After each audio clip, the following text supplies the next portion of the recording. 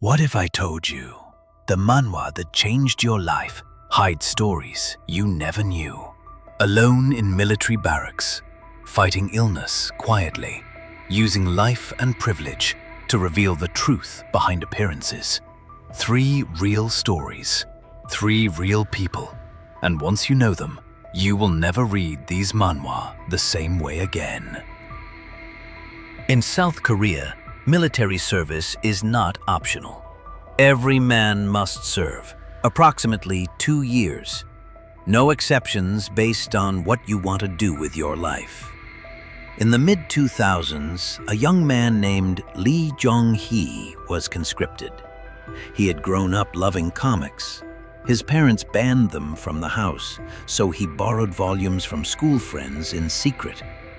He remembered getting down on his knees to beg his parents for a single volume of Dragon Ball. He studied art education at university, and then the military took him. But something happened in those barracks. A senior soldier, someone who also loved manhwa, told him, "Just draw. Whatever is in your head, draw it." So he did. In his own words, confirmed in a Crunchyroll interview, he said, "The military was physically exhausting, but it was where I came up with ideas and drew a lot of my work. Tower of God was one of the projects that was created there." He started with a single image, a young boy standing in front of a giant tower. And in that same interview, he said, "Most of my ideas were either about a young boy facing impossible odds or a young boy never being able to win in an impossible situation."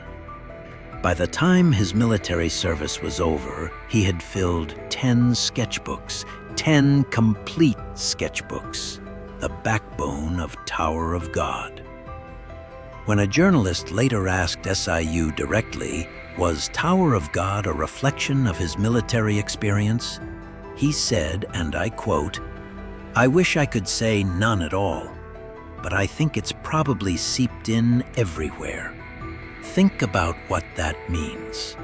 The isolation, the physical exhaustion, the feeling of being thrown into a world with its own brutal rules, where nothing you knew before prepared you for what came next.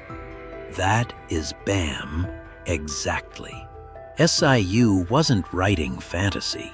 He was processing something real and turning it into one of the most read webtoons in history. Over 4.5 billion views as of 2020. Tower of God launched in June 2010, week after week for over a decade. SIU drew alone. Then, in June 2020, after 10 consecutive years of weekly serialization, his body stopped cooperating. He posted a notice on his blog. He said he was going on hiatus due to health reasons. His ligaments were damaged and inflamed. His wrists were failing. His back was breaking down. What he wrote next is one of the most honest things a creator has ever said publicly. He described working through the pain while worrying about his studio costs, his assistants' salaries, the readers waiting for the next chapter. He wrote about the pressure becoming, in his words, suffocating. And then he wrote this: "Authors feel like criminals when they're on hiatus." He wasn't being dramatic. He was telling the exact truth of what it felt like.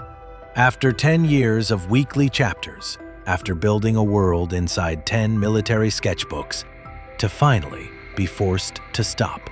The next time you read Tower of God, and you're watching BAM face something that should be impossible, you're also watching the man who drew him, alone, 10 years in, with a broken wrist, refusing to give up. You just didn't know it. Before we talk about the person, we need to talk about what you saw. Every single panel of solo leveling that made your jaw drop. The way shadows fell in the dungeons, the weight of Jin-woo's silhouette, the glow of his eyes in the darkness, the action sequences that felt like they were moving even when they were still. That was not Jugong, the author who wrote the story. That was Chang Sung-rak, known to the manhwa world as DUBU. He was the CEO of Red Ice Studio. He was the artist, and he is the reason Solo Leveling looks the way it looks. Solo Leveling began serialization in March 2018. From the very first chapter, it was clear this was different. Fans noticed, the internet noticed, the manhwa community noticed, and every week, DUBU delivered. What the fans couldn't see, from the beginning, Chang Sung-rak was drawing those chapters while quietly fighting a chronic illness. The first sign came in August 2019, between chapters 85 and 86. The chapter simply didn't come. No announcement, just silence. Then an explanation. His health had forced a sudden break. 4 weeks. He came back. He always came back. In March 2020, another hiatus around chapter 110. Then again in November 2020, chapter 128. This time, the publisher explicitly stated the break was to allow, quote, recovery of the artist's health. Every time, DUBU came back, chapter after chapter, with the same level of detail, the same quality, the same impossible precision. In December 2021, Solo Leveling published its final chapter, 179 chapters, 3 years and 9 months of serialization, one of the most visually stunning manhwa ever created. The manhwa was complete. And then in July 2022, at Anime Expo, the anime adaptation was officially announced. DUBU was alive. He was there for it. He released a statement saying he was excited that Solo Leveling was finally getting an anime. Less than 3 weeks later, on July 23, 2022, Chang Sung-rak died. He was 37 years old. Red Eye Studio announced it on their official Twitter account. They confirmed he had been fighting a chronic illness for a long time. The cause of death was a cerebral hemorrhage, a direct result of that illness. They wrote, Chang Sung-rak deeply loved his work and the fans who read it. His death also sparked a formal response from the Korean Webtoon Association, who released a public statement saying that the conditions DUBU worked under were representative of a systemic problem. That over 90% of Webtoon artists surveyed had felt overwhelmed by the physical demand of producing 60 to 70 panels every single week. That it was time for the industry to treat this as the serious issue it was. His death changed the conversation about what it actually costs to make a webtoon. He never got to see the anime air. He never got to hear the reaction when that first episode played. But here is what I want you to hold. Every chapter of Solo Leveling you have ever read, every panel DUBU drew while his body was fighting something no reader could see, those panels still exist. The art is still there. And when you look at the care in every shadow, every expression, every single line, you are looking at what it means to refuse to stop. Now I want to tell you about a completely different kind of story. Not tragedy, not illness. Something that looks, on the surface, like the opposite of pain. The creator of Lookism, Park Tae-jun, was not a struggling artist when he created it. He was famous. Before Lookism, Park Tae-jun was what Koreans call an ulsang. It literally means best face. He appeared on the national cable TV show Ulsang Generation. He modeled. He ran his own online store, for which he was the face. His personal social media page had over 2 million visitors. 2 million.